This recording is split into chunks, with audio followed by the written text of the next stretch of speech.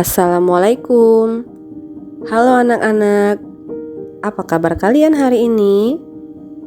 Ibu doakan semoga selalu dalam keadaan sehat ya. Di video kali ini, Ibu akan lanjut mengajak kalian berkenalan dengan objek IPA dan pengamatannya. Seperti yang sudah Ibu janjikan di video sebelumnya, hari ini kita akan lanjut belajar mengenai pengukuran, besaran, dan alat ukurnya. Sebelum kita lanjut, bagi kalian yang belum menonton video yang pertama, tonton dulu ya videonya agar lebih mudah memahami pembahasan kita kali ini. Untuk bisa melakukan pengukuran, tentunya kita harus menyelidiki terlebih dahulu objek yang akan kita pelajari. Dalam IPA, penyelidikan ilmiah memiliki beberapa tahapan yang harus kita kuasai. Ada 3 tahapan dalam penyelidikan ilmiah. Yang pertama, melakukan pengamatan atau observasi. Dilakukan dengan menggunakan panca indera, termasuk melakukan pengukuran dengan alat ukur yang sesuai. Pengamatan dilakukan untuk mengumpulkan data dan informasi. Kedua, membuat inferensi, yaitu merumuskan penjelasan berdasarkan pengamatan.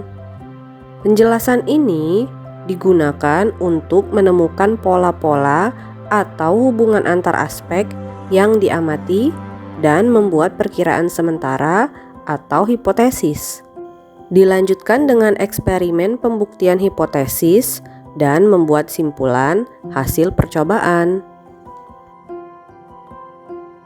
Yang ketiga, mengkomunikasikan. Mengkomunikasikan hasil penyelidikan baik lisan maupun tulisan.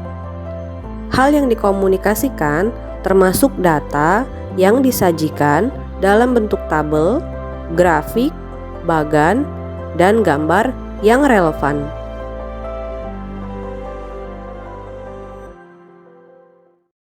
Sebelum melakukan pengukuran, kita harus tahu dulu apa yang dimaksud dengan pengukuran, besaran, dan satuan.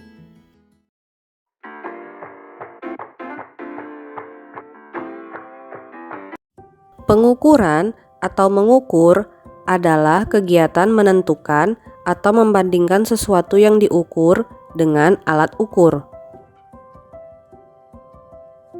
Besaran adalah semua objek atau gejala yang dapat diukur dan dapat dinyatakan dengan angka serta memiliki satuan. Satuan adalah pembanding yang digunakan dalam mengukur suatu besaran.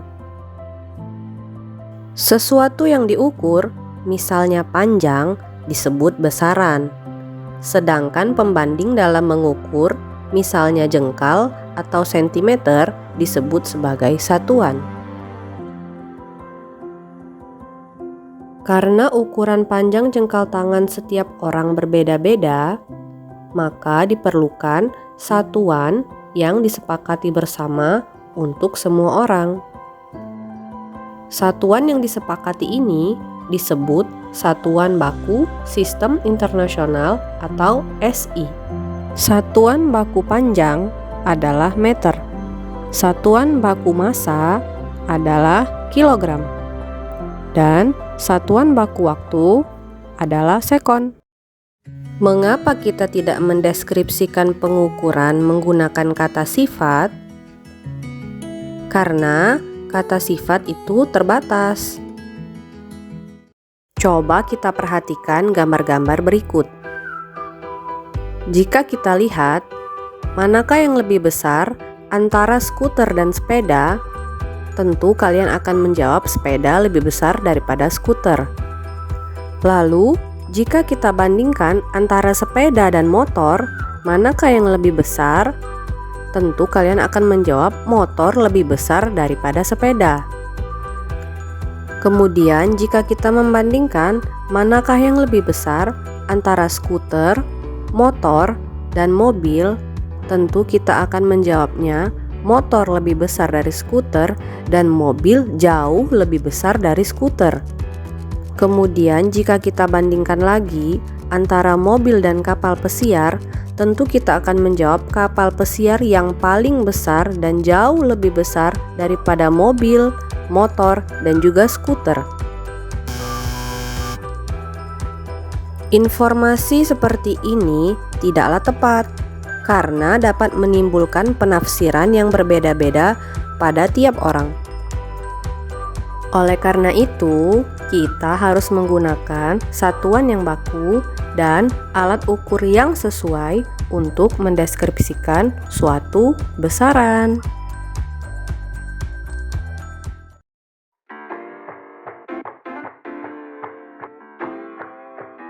Besaran pokok adalah besaran yang satuannya didefinisikan. Ada 3 besaran pokok yang paling dasar yang perlu kita ketahui, yaitu panjang, massa, dan waktu. Satuan besaran panjang adalah meter dan dapat kita ukur dengan menggunakan penggaris, pita ukur, jangka sorong, meteran gulung, dan mikrometer sekrup. Mikrometer sekrup mempunyai skala terkecil hingga 0,01 mm, sehingga mampu digunakan untuk mengukur tebal suatu kertas atau suatu papan. Satuan besaran massa adalah kilogram dan dapat diukur dengan menggunakan neraca lengan, neraca analitik, dan neraca keseimbangan. Massa tidak sama dengan berat. Berat dipengaruhi oleh gaya gravitasi bumi dan satuannya adalah Newton. Massa suatu benda ditentukan oleh kandungan materinya dan tidak mengalami perubahan meskipun kedudukannya berubah. Sebaliknya, berat sangat bergantung pada kedudukan di mana lokasi benda tersebut berada, karena benda akan memiliki gravitasi yang berbeda di tempat yang berbeda. Ketika seorang astronot sedang berada di bulan atau di luar angkasa, dia akan kehilangan berat tubuhnya hingga tersisa hanya 1/6 dari berat tubuhnya saat berada di bumi. Hal ini dikarenakan di sana dipengaruhi oleh gravitasi bulan. Oleh karena itulah, tubuh kita akan melayang dan terasa kesulitan melangkah jika kita berada di bulan.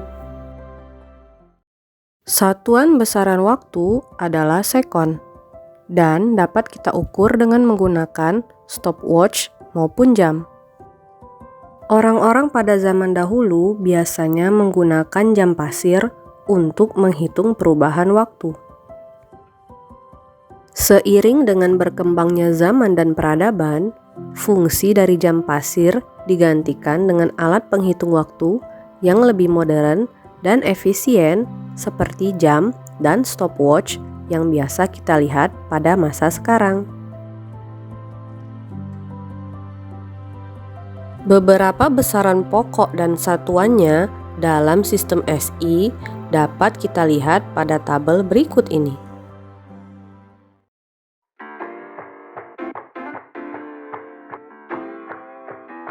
Besaran turunan adalah besaran yang diturunkan dari besaran pokok.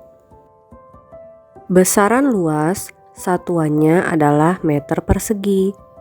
Didapatkan dari hasil perkalian besaran pokok panjang dan lebar. Besaran volume satuannya adalah meter kubik. Didapatkan dari hasil perkalian besaran pokok panjang, lebar, dan tinggi. Besaran konsentrasi larutan satuannya adalah gram per liter. Didapatkan dari hasil perbandingan massa terlarut dan volume pelarut. Besaran laju pertumbuhan satuannya adalah cm per hari. Didapatkan dari perbandingan antara pertambahan tinggi dan selang waktu. Berikut ini adalah tabel besaran turunan dan satuannya dalam sistem SI. Sekian dulu video kita kali ini. Jangan lupa subscribe ya, agar tidak ketinggalan info-info terbaru selanjutnya. Terima kasih.